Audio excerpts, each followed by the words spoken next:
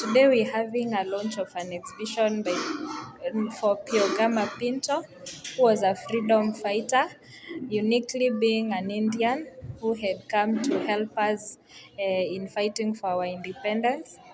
And it's a unique day again because it marks exactly 60 days since he was shot. It marks him it. It marks exactly 60 days since his assassination.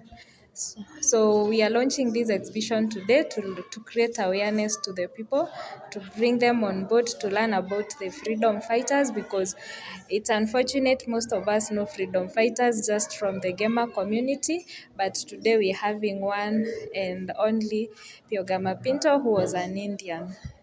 It's going to be at the Meru Museum for 6 months. So starting today up to 30th August, that is when it's going to be. It's temporary because it's needed in other sites and monuments as well as museums.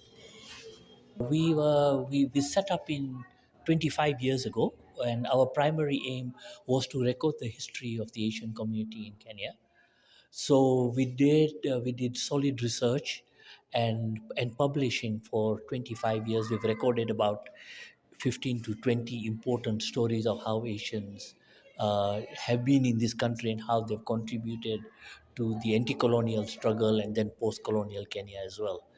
Um, on the whole, we've done stories. For example, in terms of the history of Kenya, one remembers A.M. Jivanji, who donated Jivanji Gardens to the history to the city of Nairobi, but also was involved in the nationalist struggle, and he founded the East African Indian National Congress, and he was like one of the first Indians who got involved in Kenya in terms of an anti-colonial struggle against the British.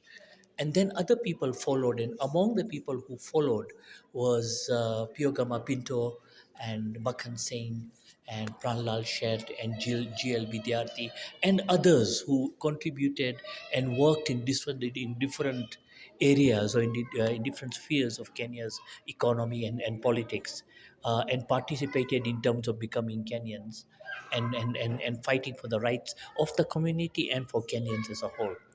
Pio Gama Pinto was a Mashuja of Kenya. He gave his life to the struggle here.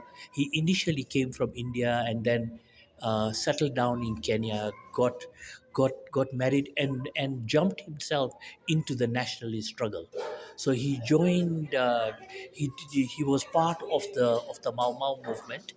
One of his passion was the press. He was an editor at the Pan African Press, and he helped in publication of newspapers such as Sauti ya Kanu and other newspapers. And what he primarily did was to help create awareness around the anti-colonial struggle.